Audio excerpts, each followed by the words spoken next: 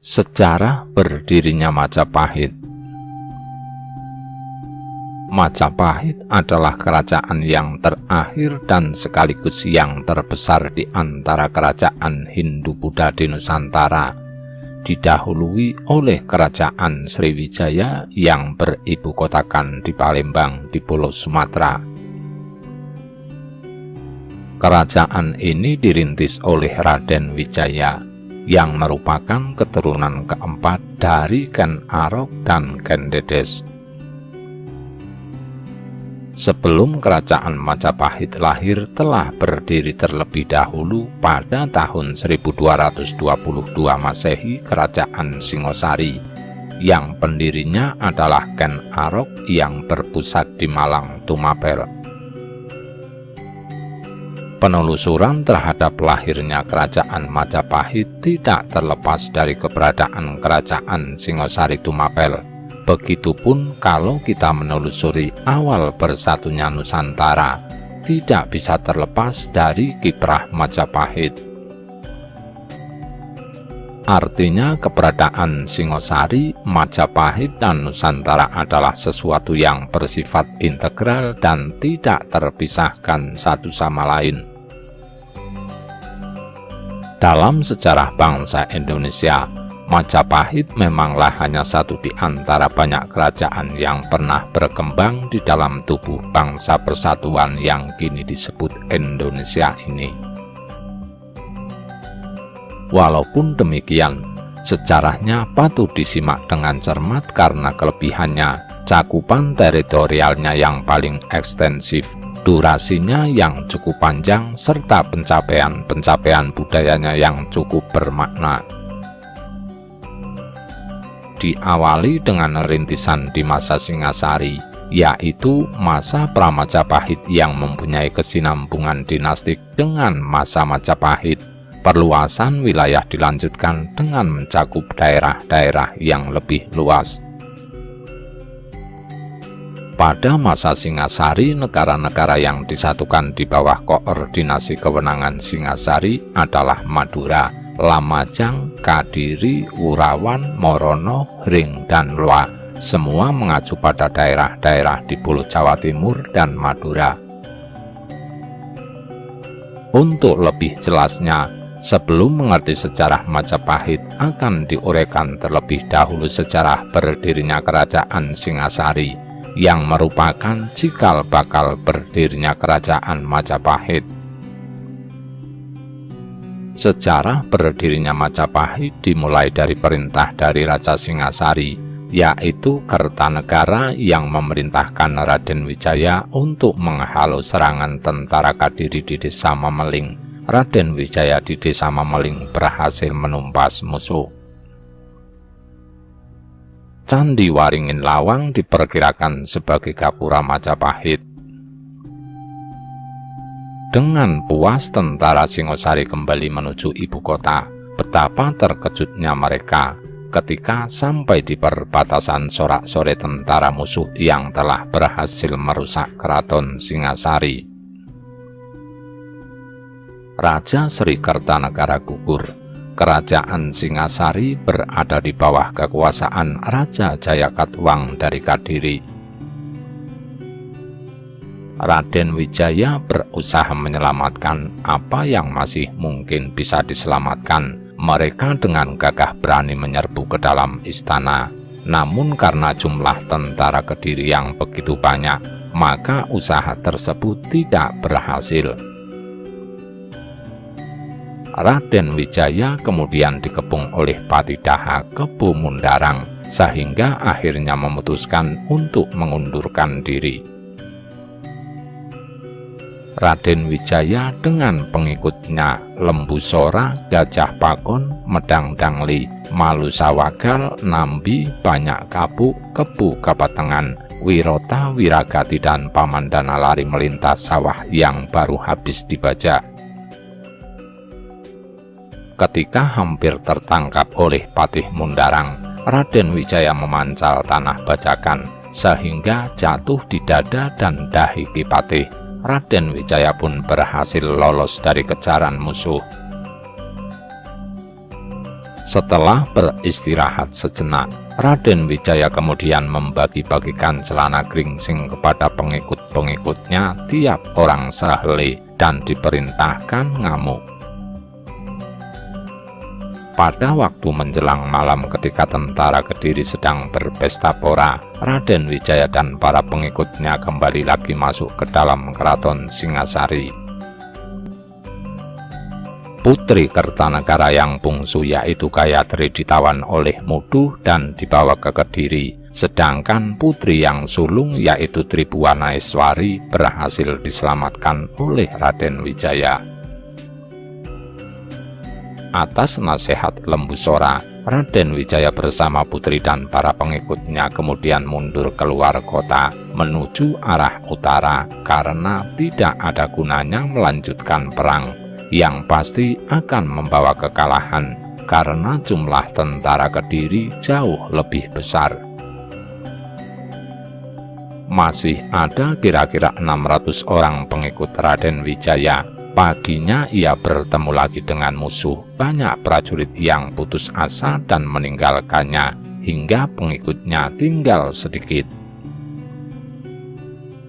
Maka Wijaya bermaksud meneruskan perjalanan menuju ke Terung untuk meminta bantuan kepada Akuwu Terung, Wuru Agraja yang diangkat sebagai Akuwu oleh Mendiang Sri Kertanegara, dengan harapan memperoleh bantuan untuk mengumpulkan orang di sebelah timur dan timur laut Terung. Maka pengikut Wijaya menjadi gembira, dan pada malam harinya mereka berangkat ke barat melalui Kulawan yang telah dijadikan benteng oleh musuh, di mana ia menjumpai musuh yang besar jumlahnya. Raden Wijaya dikejar oleh musuh dan lari ke utara menuju ke Bangsari atau Bangsri, di mana ia berjumpa lagi dengan musuh, hingga ia terpaksa bergegas mencebur ke Bengawan dan menyeberanginya.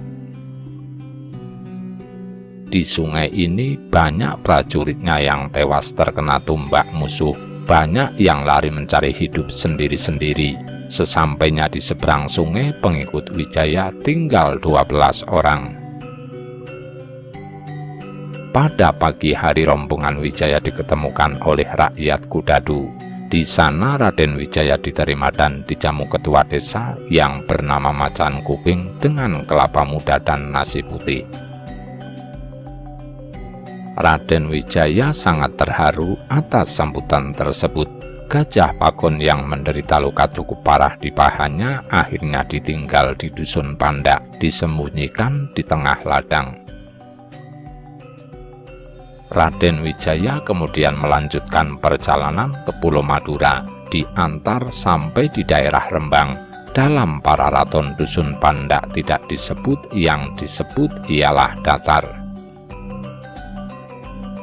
Lempengan tembaga yang terdapat di Gunung Butak di daerah Mojokerto yang dikeluarkan oleh Raden Wijaya setelah menjadi Raja Majapahit terkenal dengan piagam Kudadu sebagai ungkapan terima kasih Raden Wijaya kepada ketua dusun Kudadu yang pernah menerimanya dengan ramah sebelum melanjutkan perjalanan ke Madura.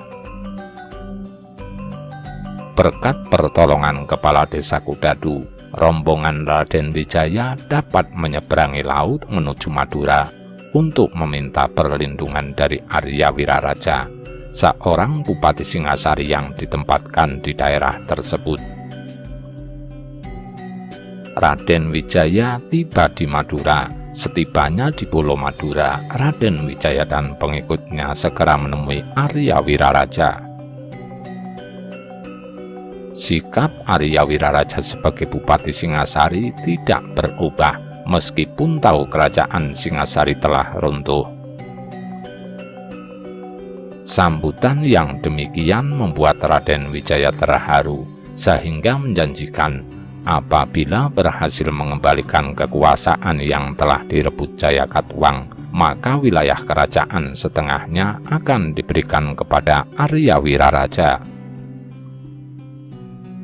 Arya Wiraraja sangat senang mendengar janji Raden Wijaya dan akan berupaya mengerahkan segala kekuatan yang dimilikinya untuk mewujudkan keinginan Raden Wijaya tersebut. Arya Wiraraja juga memberi nasihat agar Raden Wijaya menyerah dan mengabdi kepada Prabu Jayakatwang di Kediri, dan selama tinggal di istana, Raden Wijaya diminta menyelidiki sampai di mana kekuatan tentara Kediri. Setelah itu, Raden Wijaya diminta mengajukan permohonan kepada Prabu Jayakatwang untuk membuka hutan dan tanah tandus di daerah Tarik, dan Arya Wiraraja akan mengirimkan orang-orang Madura untuk membantunya. Konon buah maja ditemukan pada saat Raden Wijaya diizinkan membuka hutan Tarik. Demikianlah Arya Wiraraja kemudian mengirimkan utusan ke Kadiri untuk menyampaikan bahwa Raden Wijaya menyerah dan bermaksud untuk mengabdi kepada Prabu Jayakatwang. Permohonan tersebut disetujui oleh Prabu Jayakatwang. Raden Wijaya kemudian berangkat ke Kadiri dengan diantar oleh Arya Wiraraja sampai di daerah Terung, dan Raden Wijaya kemudian dijemput oleh Patih Kadiri, yaitu Sakarawinotan dan Yangkung Angelo di daerah Jungpiru. Adapun Tribuananeswari yang turut serta dalam perjalanan Raden Wijaya ke Madura dititipkan kepada Arya Wiraraja. Kedatangan Raden Wijaya dan para pengikutnya di Kadiri bertepatan dengan perayaan Hari Raya Galungan. Setelah cukup lama mengabdi di Kadiri, Raden Wijaya kemudian mengusulkan untuk membuka daerah Tarik, daerah Sidoarjo, menjadi hutan perburuan bagi Prabu Jayakatwang yang suka berburu. Usul tersebut segera disetujui tanpa curiga. Daerah Tarik terletak di tepi Sungai Brantas dekat pelabuhan Canggu yang sekarang terletak di sebelah timur Mojokerto. Raden Wijaya segera mengirim Wirondaya ke Sumenep, Madura untuk melaporkan persetujuan tersebut kepada Bupati Madura, Arya Wiraraja. Arya Wiraraja kemudian mengerahkan orang Madura untuk membuka hutan Tarik. Dalam waktu singkat, hutan Tarik berhasil dibuka, dan orang Madura yang membantu pembukaan hutan tersebut kemudian menetap di daerah tersebut. Daerah tersebut kemudian dinamakan Majapahit atau Wilwatikta.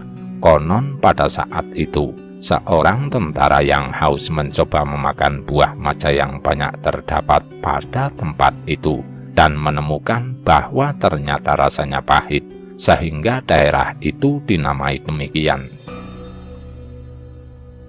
Wilwa artinya buah maja, tikta artinya pahit. Setelah hutan Tarik berhasil dibuka, Raden Wijaya kemudian minta izin kepada Prabu Jayakatwang untuk menengok daerah tersebut. Prabu Jayakatwang mengizinkan asal tidak lama tinggal di daerah tersebut. Demikianlah akhirnya Raden Wijaya berangkat bersama pengiringnya pada hari Mertamasa. Pada hari ketujuh, Raden Wijaya akhirnya sampai di daerah Tarik dan tinggal di pesanggerahan yang terbuat dari bambu yang dikelilingi kolam. Panji Wijayakrama memberikan uraian yang sangat jelas tentang keberadaan daerah Majapahit sebagai berikut. Kota yang dibangun menghadap ke sungai yang besar, yaitu Sungai Brantas yang mengalir dari Kediri sampai ke laut. Sungai kecil yang mengalir dari selatan, yaitu Kalimas yang pada zaman tersebut disebut Kali Kancana. Perahu dagang hilir mudik silih berganti dikemudikan oleh orang Madura. Orang Madura mengalir tak putus-putusnya ke Majapahit. Mereka menetap di Majapahit bagian utara yang dinamakan Wirasaba. Di sebelah tenggara kota adalah jembatan, daerah yang dibuka sebagian besar berupa sawah dan perkebunan yang ditanami bunga, pucang, pinang, kelapa, dan pisang.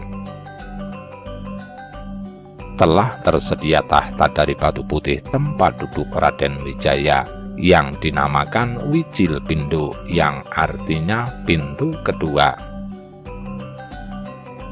Raden Wijaya pandai mengambil hati rakyat Majapahit yang baru saja menetap di daerah Tari. Orang-orang dari Daha dan Tumapel kemudian banyak yang menetap di daerah Majapahit. Di desa ini, Raden Wijaya kemudian memimpin dan menghimpun kekuatan, khususnya rakyat yang loyal terhadap mendiang Prabu Kertanegara yang berasal dari daerah Daha dan Tumapel. Arya Wiraraja sendiri menyiapkan pasukannya di Madura untuk membantu Raden Wijaya bila saatnya diperlukan. Rupanya ia pun kurang menyukai Raja Jayakatwang. Banyak kapuk dan Mahisa Pawagal yang diutus oleh Raden Wijaya ke Sumenep, Madura telah sampai. Semua pesan Raden Wijaya telah disampaikan kepada Arya Wiraraja. Ketika mereka akan kembali, putra Arya Wiraraja yang bertempat di Dusun Tanjung di sebelah barat Madura dikirim ke Majapahit, membawa pesan ayahnya bahwa Arya Wiraraja belum bisa datang ke Majapahit, dan Arya Wiraraja akan secepatnya mengirim utusan ke Tiongkok untuk minta bantuan tentara Tartar. Banyak kapuk dan Wahisa Pawagal akhirnya pulang ke Majapahit mengiringi putri Tribuananeswari dan putra Arya Wiraraja, yaitu Ranggalawe. Nama Ranggalawe adalah pemberian Raden Wijaya kepada putra Arya Wiraraja tersebut karena ketekasan tindak tanduknya pada saat pertama kali bertemu Raden Wijaya. Lawe artinya benang atau wenang, karena dia diberikan wewenang untuk memerintah seluruh rakyat Madura dan diberi pangkat Rangga. Keesokan harinya, Raden Wijaya bersama Ranggalawe, Kensora, dan para wereda menteri lainnya menyusun siasat untuk menyerang kerajaan Kediri. Namun sebelum penyerangan dilaksanakan, Ranggalawe minta izin pulang ke Madura untuk mengambil kuda ayahnya yang berasal dari daerah Bima dan kuda-kuda lainnya untuk tunggangan para panglima pasukan. Usul tersebut disetujui. Akhirnya Ranggalawe pulang ke Madura. Raden Wijaya telah lama meninggalkan Kediri. Akhirnya pada bulan Waisaka datang utusan dari Prabu Jayakatwang yang bernama Sekarawinotan yang meminta kepada Raden Wijaya untuk balik ke Kediri karena Prabu Jayakatwang akan melaksanakan perburuan di daerah baru tersebut. Pada saat Sekarawinotan ada di Majapahit, datanglah Ranggalawe dengan kuda-kuda perangnya dari Madura. Kuda-kuda tersebut kemudian diturunkan dari atas kapal. Sekarawinotan terheran-heran melihatnya. Untuk menghindari kecurigaan dari utusan Kediri tersebut, Raden Wijaya kemudian menjelaskan bahwa kuda-kuda tersebut akan dipergunakan untuk persiapan berburu Prabu Jayakatwang. Sekarawinotan percaya akan maksud baik Raden Wijaya dan ingin segera melihat sepak terjang orang-orang Madura dalam melaksanakan perburuan. Namun perkataan Sekarawinotan tanpa disadari telah menyinggung hati Ranggalawe, sehingga menyahut, apa bedanya tindak tanduk petani Madura dengan orang Daha? Segera engkau akan mengetahui kemampuan orang Madura. Raden Wijaya terkejut mendengar teriakan lantang Ranggalawe. Kalau hal tersebut dibiarkan, maka akan terjadi perselisihan di antara kedua orang tersebut, dan apa yang telah dirahasiakan selama ini akan terbongkar. Untuk menenangkan suasana, Kensora kemudian mengajak Ranggalawe untuk mengawasi penurunan kuda-kuda dari kapal. Segarawinotan yang terkejut dengan teriakan Ranggalawe segera menanyakan siapakah kerangan orang tersebut. Raden Wijaya menjelaskan bahwa orang tersebut adalah kemenakan Kensora dari Tanjung sebelah barat Madura. Ucapannya kasar karena dia adalah petani pentil, karena itu janganlah terlalu diambil hati. Segarawinotan kemudian kembali ke Daha. Kuda yang dibawa oleh Ranggalawe dari Madura berjumlah 27 ekor, kemudian dibagikan kepada para pemimpin pasukan. Segarawinotan telah kembali ke kerajaan Kediri, kemudian melaporkan ke hadapan Prabu Jayakatwang persiapan berburu yang telah dilakukan oleh Raden Wijaya tanpa mengetahui keadaan yang sebenarnya. Maklumlah, selama di daerah Tarik, Segarawinotan hanya diterima di daerah Warasaba dan tidak diberi kesempatan untuk melihat keadaan kota. Raden Wijaya sangat pintar untuk menerima tamunya sedemikian rupa, sehingga Segarawinotan tidak mengetahui persiapan perang yang sedang direncanakan oleh Raden Wijaya. Arya Wiraraja telah bersiap-siap untuk berangkat ke Majapahit, diiringi bala tentaranya dari Madura. Kedatangannya dengan perahu sampai di Canggu disambut oleh Raden Wijaya dan ditempatkan di pesanggerahan yang telah dipersiapkan untuknya. Arya Wiraraja minta maaf kepada Raden Wijaya karena telah mengambil keputusan tanpa persetujuan dari Raden Wijaya, yang menjanjikan 2 orang putri dari Tumapel akan diserahkan kepada Kaisar Tartar bila mampu menundukkan kerajaan Kediri di bawah pimpinan Prabu Jayakatwang. Kaisar Tartar berjanji bahwa pasukan Tartar akan datang pada bulan Waisaka. Dalam menyusun siasat untuk menyerang kerajaan Kediri, Ranggalawe mengusulkan agar pasukan Majapahit dipecah menjadi 2, Arya Wiraraja memimpin pasukan yang bergerak melalui Jalan Raja lewat Linggasana. Raden Wijaya memimpin pasukan yang melalui Singasari. Ranggalawe akan ikut dalam pasukan pimpinan Raden Wijaya. Kedua pasukan akan bertemu di daerah Barbek. Dalam Kidung Harsawijaya Pupuh 4 diuraikan tentang peperangan Majapahit dengan kerajaan Kediri.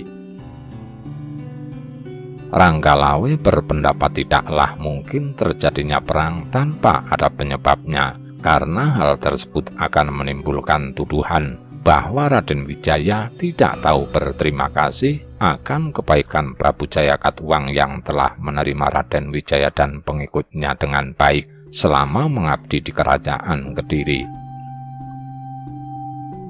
Oleh karena itu, Ranggalawe mengusulkan agar Raden Wijaya mengirimkan utusan ke Prabu Jayakatwang untuk meminta Putri Puspawati dan Gayatri, yaitu putri Prabu Kertanegara yang ditawan oleh kerajaan Kediri. Jika permintaan tersebut tidak dikabulkan, maka alasan tersebutlah yang akan dipakai dasar untuk menyerang kerajaan Kediri. Kensora, Gajah Pakon, dan Lembu Peteng lebih cenderung untuk memberontak begitu saja, karena bukan tidak mungkin Prabu Jayakatwang akan meluluskan permintaan Raden Wijaya tersebut. Nambi mengusulkan agar tentara Majapahit berusaha memikat menteri-menteri kerajaan Daha, sehingga ikut membantu pemberontakan terhadap pemerintahan Prabu Jayakatwang. Usul tersebut ditolak oleh Podang yang mendapat dukungan dari Panji Amarajaya, Jaranwaha, Kebu Bungalang, dan Ranggalawe. Karena pendapat yang berbeda-beda tersebut, akhirnya mereka semua minta pendapat dari Arya Wiraraja. Karena telah terbukti Arya Wiraraja pandai memberi nasihat kepada Raden Wijaya. Arya Wiraraja memberi nasihat agar Raden Wijaya bersabar menunggu kedatangan pasukan dari Tartar sebulan lagi. Akhirnya pada tanggal 1 Maret 1293, 20.000 pasukan Mongol mendarat di Jawa, di sebelah barat Canggu, dan langsung membuat benteng pertahanan di lembah Janggala. Disebutkan bahwa utusan yang dikirim ke Jawa terdiri dari 3 orang pejabat tinggi kerajaan, yaitu Sihpi, Ike Mese, dan Cao Xing. Hanya Cao Xing yang berdarah Cina, sedangkan 2 lainnya adalah orang Mongol. Mereka diberangkatkan dari Fujian membawa 20.000 pasukan dan 1.000 kapal. Kubilai Khan membekali pasukan ini untuk pelayaran selama 1 tahun, serta biaya sebesar 40.000 batangan perak. Sihpi dan Ike Mese mengumpulkan pasukan dari 3 provinsi, Fujian, Jiangxi, dan Hukuang, sedangkan Cao Xing bertanggung jawab untuk menyiapkan perbekalan dan kapal. Pasukan besar ini berangkat dari pelabuhan Cuancou dan tiba di Pulau Belitung sekitar bulan Januari tahun 1293. Di sini mereka mempersiapkan penyerangan ke Jawa selama lebih kurang 1 bulan. Kekuatan satuan tugas ekspedisi Tartar. Untuk mendapatkan gambaran betapa besar kekuatan satuan tugas ekspedisi Tartar ke Jawa, kami mencoba membuat analisa data yang disebut dalam buku W.B. Groeneveld. Analisa ini juga untuk mendapatkan gambaran susunan dari satuan tugas ini. Armada tugas berkekuatan 1.000 kapal dengan perbekalan cukup untuk 1 tahun. Gubernur Fujian diperintahkan oleh Kubilai Khan untuk menghimpun pasukan berkekuatan 20.000 dari provinsi-provinsi Fujian, Jiangxi, dan Hukuang. 3 provinsi ini berada di Cina Selatan. Fujian berbatasan dengan Laut Selat Taiwan. Pasukan ini dikumpulkan di pelabuhan provinsi Fujian bernama Cuancou, dari mana armada diberangkatkan. Jadi pasukan yang dikumpulkan dari 3 provinsi adalah terdiri dari orang Cina. Sebagai pemimpin umum ditunjuk Sihpi dan Ike Mese, dan Cao Xing sebagai pembantu-pembantunya. Dari namanya dapat diperkirakan Sihpi dan Ike Mese adalah berasal dari Mongolia Tartar asli, sedangkan Cao Xing adalah Cina. Pasukan Tartar yang menyerbu ke Eropa terkenal karena pasukan kudanya. Jadi dapat diperkirakan pasukan kavaleri yang ikut ke Jawa ini terdiri atas orang-orang Tartar. Selain dari 3 provinsi di atas, disebut pula adanya beberapa kesatuan yang dikumpulkan di Jingyuan, sekarang Ningpo, di sebelah selatan Shanghai. Sihpi dan Ike Mese lewat daratan dengan pasukan itu berjalan dari sini menuju Cuancou, sedangkan Cao Xing mengangkut perbekalan dengan kapal. Jadi diperkirakan pasukan yang berkumpul di Ningpo ini adalah kesatuan-kesatuan berkuda atau kavaleri yang disebut dalam laporan Sihpi berkekuatan 5.000 orang, kiranya terdiri dari orang-orang Tartar. Maka dapat diperkirakan ekspedisi yang berkekuatan 20.000 orang ini terbagi dalam infanteri 15.000 orang. Dalam kronik Cina itu tidak disebut berapa besar jumlah awak kapal yang 1.000 buah itu. Kalau tiap kapal berawak kapal 10 orang, maka seluruhnya akan berjumlah 10.000 orang pelaut. Jadi seluruh ekspedisi ini berkekuatan 1.000 kapal, kira-kira 30.000 prajurit dan 5.000 kuda. Sesampainya di Tuban, ekspedisi tersebut 1/2 dari kekuatan tempur didaratkan di sini dan menuju Pacekan lewat darat. Bagian yang lewat darat ini dipimpin oleh Kausing, terdiri atas kavaleri dan infanteri, sedang seorang Commander of 10,000 atau Pangleksa memimpin pasukan pelopor. Sihpi dengan 1/2 bagian lainnya menuju ujung Galuh lewat laut, membawa perbekalan armada dipimpin oleh Ikemese. Kiranya bagian yang dengan kapal ini adalah kesatuan-kesatuan bantuan dan senjata bantuan, kesatuan perbekalan dan kesatuan senjata berat, pelempar peluru atau batu. Mengingat keadaan medan di Jawa diperkirakan banyak terdiri dari rawa-rawa, maka senjata berat ini akan selalu disiapkan di kapal saja. Bagian terbesar dari ekspedisi ini adalah kesatuan infanteri, maka dapat diperkirakan seluruh kekuatan ekspedisi terbagi atas kesatuan kavaleri 5.000 orang, kesatuan infanteri kira-kira 10.000 orang, dan kesatuan bantuan kira-kira 5.000 orang yang dapat dipakai sebagai bantuan cadangan. Perjalanan menuju Pulau Belitung yang memakan waktu beberapa minggu melemahkan bala tentara Mongol, karena harus melewati laut dengan ombak yang cukup besar. Banyak prajurit yang sakit karena tidak terbiasa melakukan pelayaran. Di Belitung mereka menebang pohon dan membuat perahu atau boot berukuran lebih kecil untuk masuk ke sungai-sungai di Jawa yang sempit, sambil memperbaiki kapal-kapal mereka yang telah berlayar mengarungi laut cukup jauh.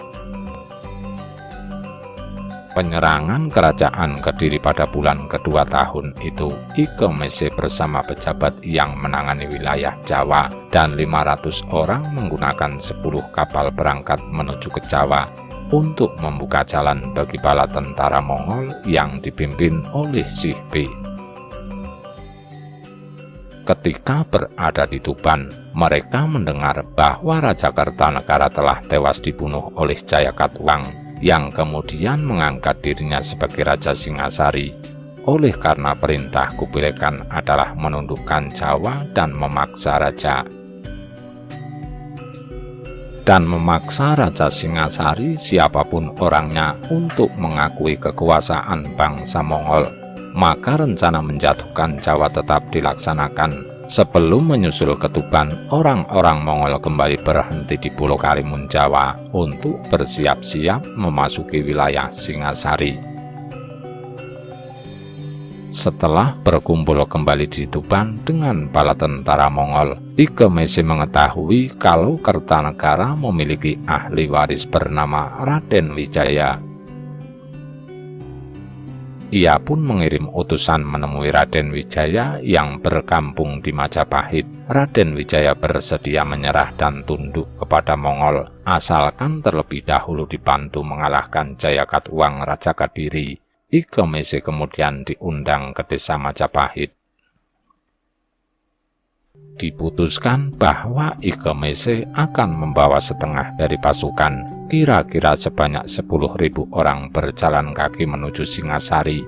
Selebihnya tetap di kapal dan melakukan perjalanan menggunakan sungai sebagai jalan masuk ke tempat yang sama. Sebagai seorang pelaut yang berpengalaman, Ikemese yang sebenarnya adalah suku Uighur dari pedalaman Cina, bukannya bangsa Mongol, mendahului untuk membina kerjasama dengan penguasa-penguasa lokal yang tidak setia kepada Jayakatwang. Kisah serangan Mongol terhadap Jawa tersebut tercantum dalam catatan sejarah dinasti Yuan yang telah diterjemahkan oleh W.V. Groeneveld dalam bukunya Notes on the Malay Archipelago and Malacca, Compiled from Chinese Sources. Menurut cerita para raton, Permohonan Arya Wiraraja kepada Kaisar Tiongkok untuk memperoleh bantuan dalam usahanya menyerang kerajaan Kediri dengan janji 2 orang putri dari Tumapel dan 1 putri dari kerajaan Kediri, yaitu Ratna Kesari, pada hakikatnya adalah bumbu romantis dari pengiriman tentara tersebut. Tanpa permohonan bantuan dan janji tersebut, tentara Tartar pasti datang ke Jawa untuk menuntut balas atas penghinaan utusannya yang bernama Mengki oleh Prabu Kertanegara. Di muka telah diuraikan bagaimana watak Kaisar Kubilai Khan yang sangat ambisius untuk memperluas daerah kekuasaannya. Namun hal tersebut berbenturan dengan Prabu Kertanegara yang sadar akan keagungannya sebagai raja yang berdaulat, sehingga tidak mau tunduk begitu saja akan keinginan Kaisar Kubilai Khan. Armada kapal kerajaan Mongol selebihnya dipimpin langsung oleh Sihbi memasuki Jawa dari arah Sungai Sedayu dan Kalimas. Setelah mendarat di Jawa, ia menugaskan Ikemese dan Kausing untuk memimpin pasukan darat. Kubilai Khan. Beberapa panglima pasukan 10.000-an turut mendampingi mereka. Sebelumnya 3 orang pejabat tinggi diberangkatkan menggunakan kapal cepat menuju ke Majapahit untuk mempermudah gerakan bala tentara asing itu. Raden Wijaya memberi kebebasan untuk menggunakan pelabuhan-pelabuhan yang ada di bawah kekuasaannya dan bahkan memberikan panduan untuk mencapai Daha, ibu kota Singasari. Ia juga memberikan peta wilayah Singasari kepada Sihbi yang sangat bermanfaat dalam menyusun strategi perang menghancurkan Jayakatwang. Selain Majapahit, beberapa kerajaan kecil turut bergabung dengan orang-orang Mongol, sehingga menambah besar kekuatan militer sudah sangat kuat ketika berangkat dari Cina. Persekongkolan ini terwujud sebagai ungkapan rasa tidak suka mereka terhadap Raja Jayakatwang yang telah membunuh Kertanegara melalui sebuah kudeta yang keji. Berita pendaratan pasukan dari Tartar telah tersiar sampai di kerajaan Kediri. Berita pendaratan tersebut ditambah dengan pemberontakan rakyat Majapahit dan penduduk di sebelah timur Tegal Bobotsari dipimpin oleh Arya Wiraraja.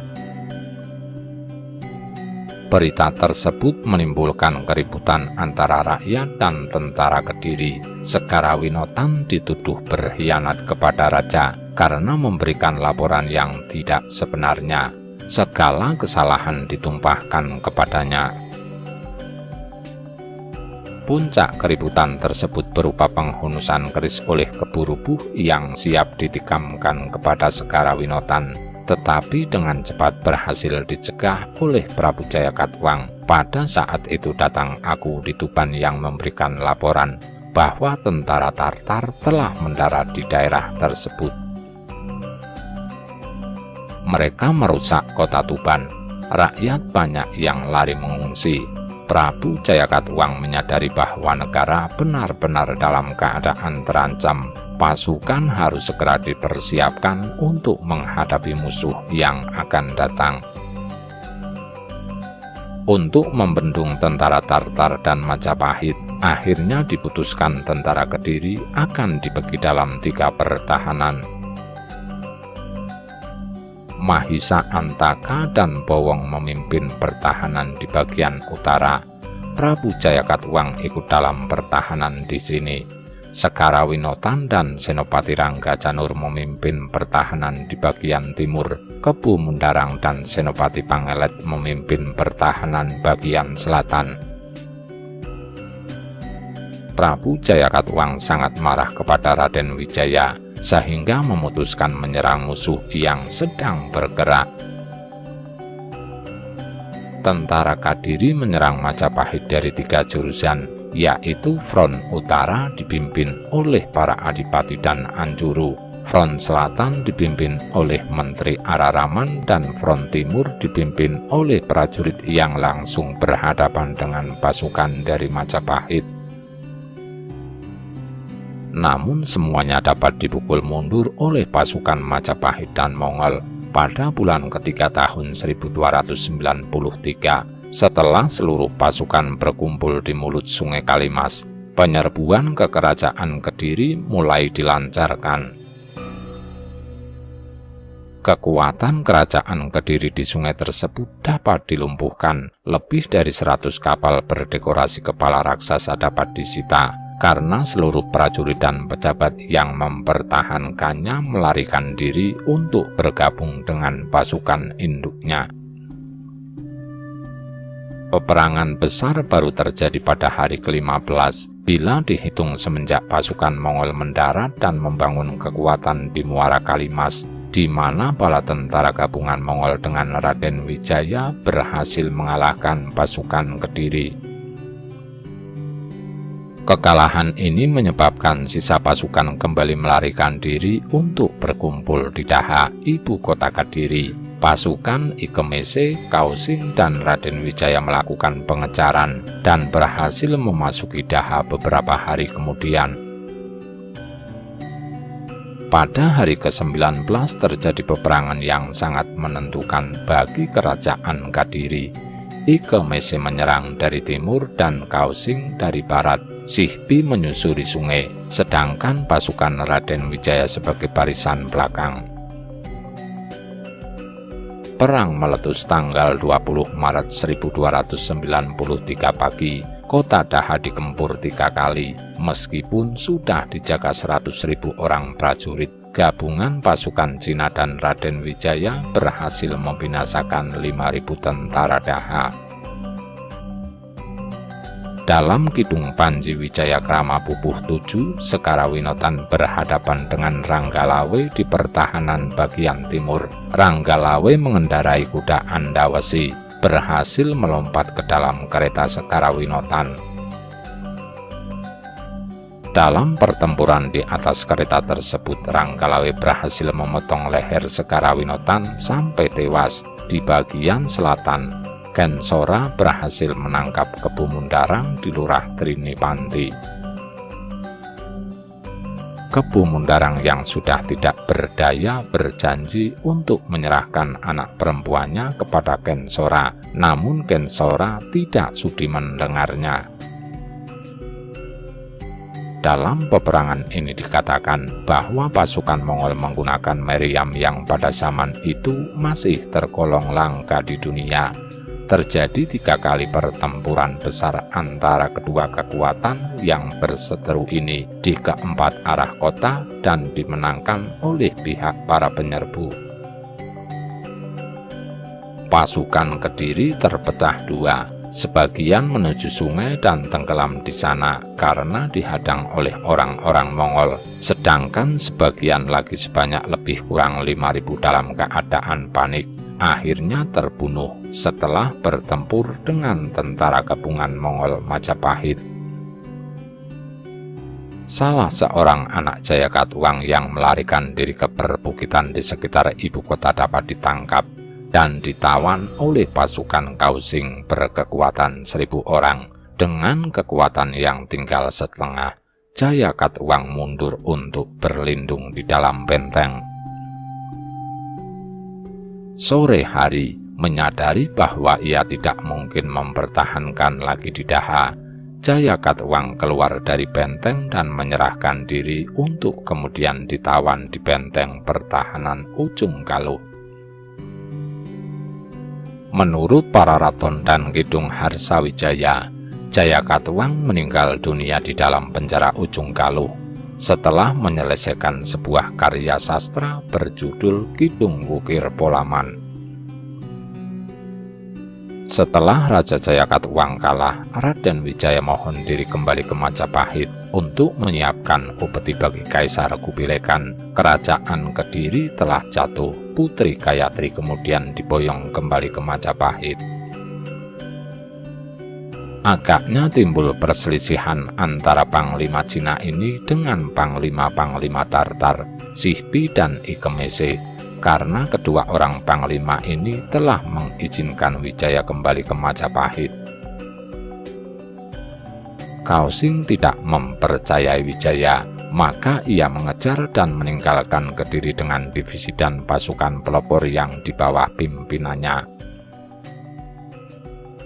Majapahit menghalau tentara Tartar. Sebelum dimulai uraian tentang gerakan-gerakan operasi militer oleh Raden Wijaya terhadap kesatuan-kesatuan Tartar, lebih dahulu kita berusaha mendapatkan gambaran mengenai keadaan, yaitu medan di mana kesatuan-kesatuan baik dari Majapahit maupun dari Tartar. Keuntungan Majapahit adalah bahwa prajurit Majapahit lebih mengenal keadaan medan yang bagi orang Tartar masih sangat asing. Medan berbukit-bukit dan sebagian besar tersusun oleh tanah keras atau bongkah-bongkah karang. Di sebelah timur sungai diperkirakan keadaan tanahnya masih lunak, bahkan banyak yang merupakan rawa-rawa, dan di dekat desa di sana-sini berupa tanah persawahan. Kalau ada jalan, tentu jalan-jalan ini tidak dikeraskan dengan diberi dasar batu. Baik di barat maupun di timur sungai masih terdapat banyak hutan-hutan lebat. Betapa sukarnya daerah ini dilalui, apalagi oleh suatu kesatuan militer yang besar, dapat kita perkirakan dari waktu yang diperlukan untuk menempuh jarak antara Pacekan sampai Kediri. Dalam kronik Cina laporan Sihbi menyebut, ia harus bertempur sepanjang kurang lebih 300 li dari Kediri sampai ke kapal-kapalnya. Memang jarak antara Surabaya dan Kediri adalah kira-kira 130 km lewat jalan berbelok-belok. Kalau ditarik garis lempeng dari Surabaya sampai Kediri, kira-kira jarak itu adalah kurang lebih 100 km. Jarak Majapahit Kediri yang kira-kira 70 km itu oleh kesatuan Tartar ditempuh dalam waktu 4 hari, tanggal 15 sampai 19 berjalan. Jadi tiap harinya hanya dapat menyelesaikan jarak kira-kira 17 km. Kalau sehari selama 2 hari masih terang, mereka dapat berjalan kira-kira 9 jam. Maka tiap jam kiranya dapat diselesaikan 2 km. Maka dari sini kita dapat membuat perkiraan betapa beratnya keadaan medan pada waktu itu. Kronik Cina menyebut Wijaya pada hari kedua bulan keempat diizinkan kembali ke Majapahit dengan pasukannya, disertai oleh 2 orang perwira Tartar dan 200 orang prajurit untuk menyiapkan persembahan bagi Kaisar Tartar. Jadi 13 hari setelah Kediri menyerah. Tanggal 9 Mei ia berangkat sampai di Majapahit tanggal 13 Mei. Dengan diam-diam Wijaya menyiapkan pasukan dan rakyatnya. Dalam kronik Cina disebutkan bahwa Kausing yang sejak tanggal dikalahkannya Kediri mengejar seorang pangeran yang lari ke pegunungan. Sekembalinya ke Kediri baru mengetahui bahwa Wijaya telah berangkat dengan izin Sihbi dan Ikemese. Tindakan rekan-rekannya ini tidak disetujui oleh Kausing. Agaknya timbullah perselisihan antara para pembesar ini. Diperkirakan Kausing berada di pegunungan selama 2 minggu lebih. Kita buat 16 hari, maka ia diperkirakan kembali pada tanggal 14 Mei. Setelah mengumpulkan divisinya, ia segera mengejar Wijaya yang telah sempat menyiapkan pasukan di tempat-tempat pengadangan. Di dalam istana Majapahit, sekarang timbul kesulitan yang harus dihadapi Majapahit terhadap pasukan Tartar. Dalam Kidung Wijaya Krama dikisahkan bagaimana sikap yang harus diambil jika tentara Tartar menagih janji 2 orang putri Tumapel sebagai hadiah kepada Kaisar Tartar.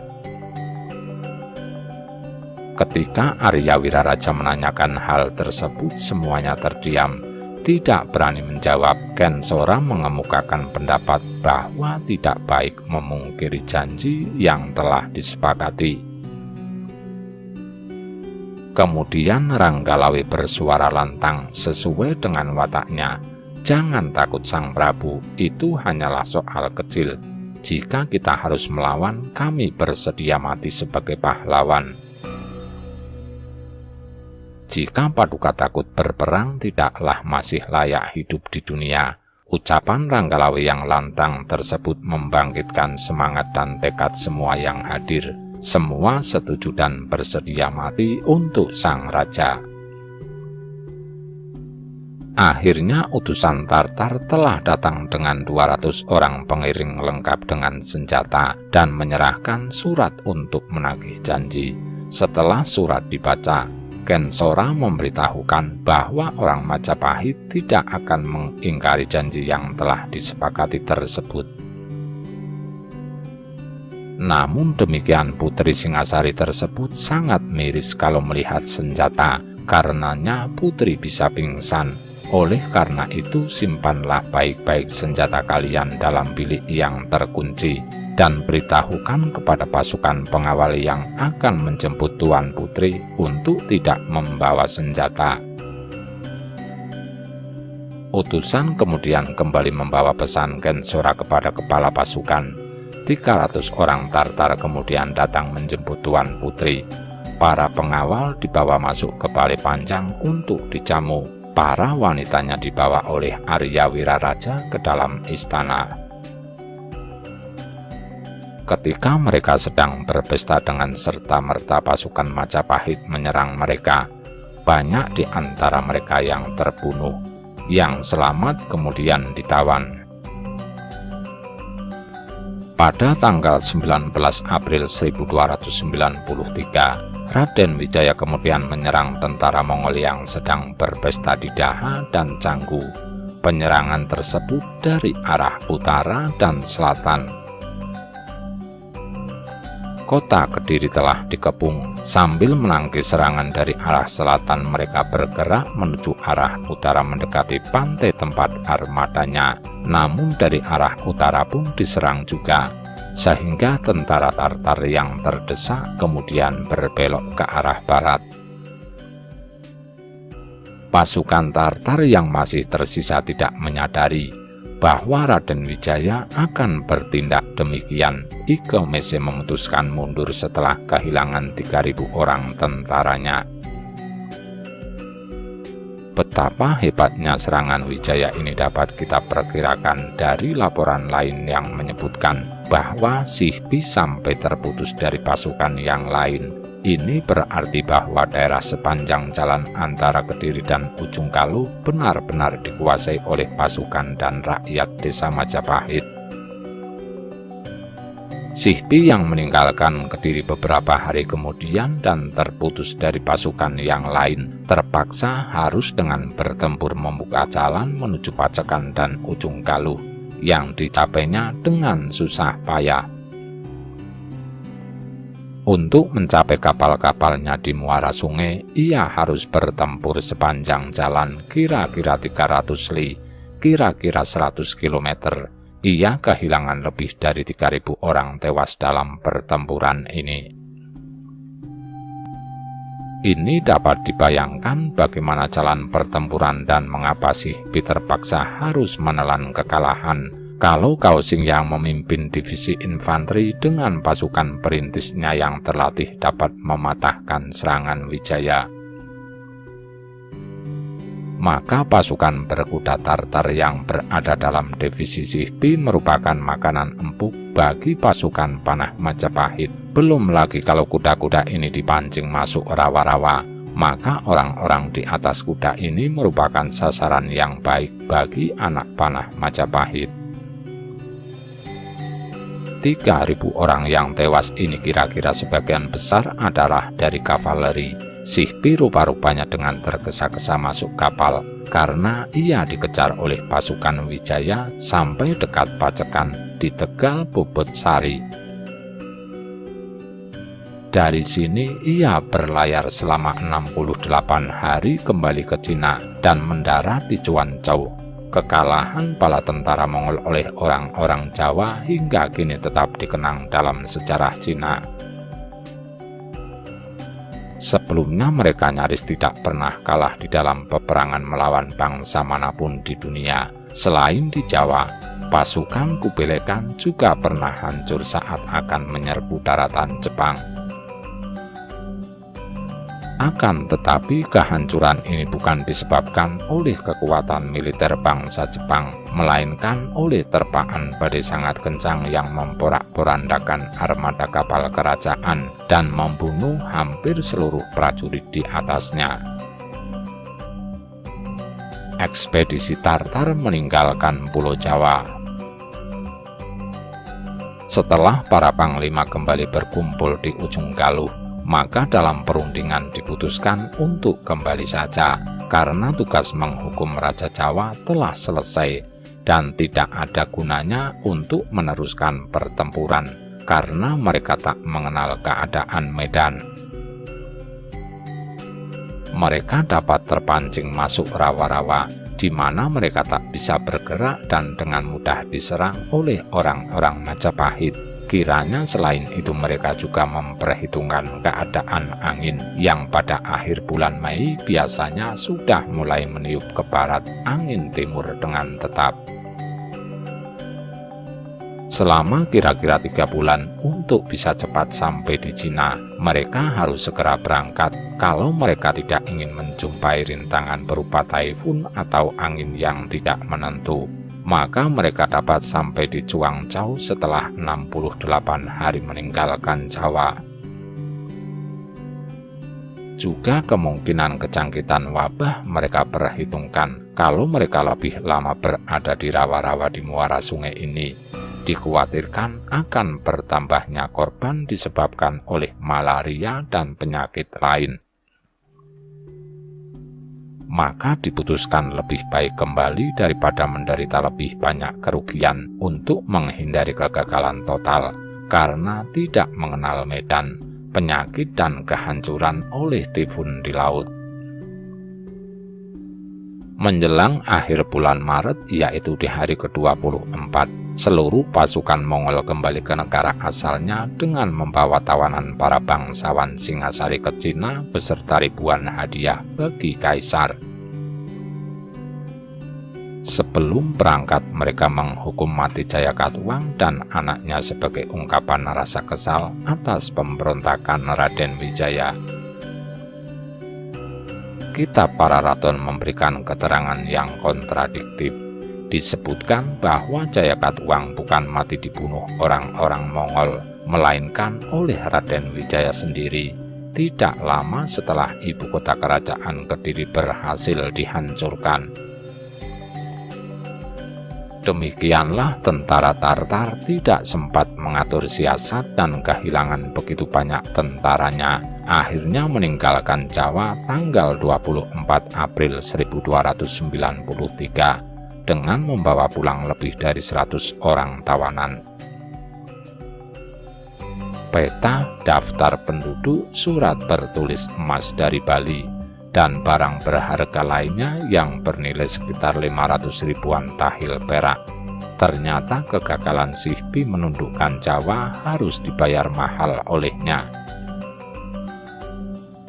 Ia menerima 17 kali cambukan atas perintah Kubilai Khan. Seluruh harta bendanya dirampas oleh kerajaan sebagai kompensasi atas peristiwa yang meredupkan kebesaran nama bangsa Mongol tersebut. Ia dipersalahkan atas tewasnya 3.000 lebih prajurit dalam ekspedisi menghukum Jawa tersebut. Selain itu, peristiwa ini mencoreng wajah Kubilai Khan karena untuk kedua kalinya dipermalukan orang-orang Jawa setelah Raja Kertanegara melukai wajah Mengji.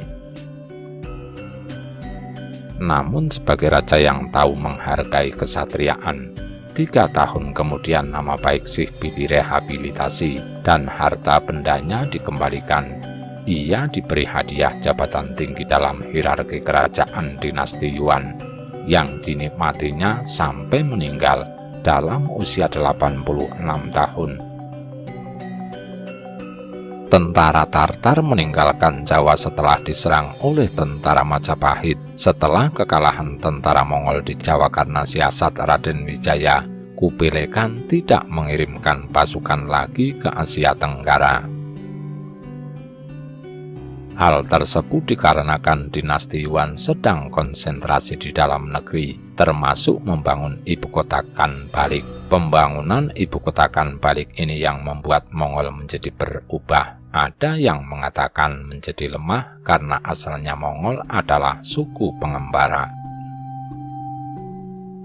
Pada tahun 1297, Raden Wijaya mengirim utusan ke Beijing untuk berdamai. Kubilai Khan senang dan tidak lagi menuntut Raja Jawa datang ke Beijing. Akhirnya cita-cita Raden Wijaya untuk menjatuhkan Daha dan membalas sakit hatinya kepada Jayakatwang dapat diwujudkan dengan memanfaatkan tentara Tartar. Raden Wijaya kemudian memproklamirkan berdirinya sebuah kerajaan baru yang dinamakan Majapahit. Rahayu, Rahayu, Rahayu.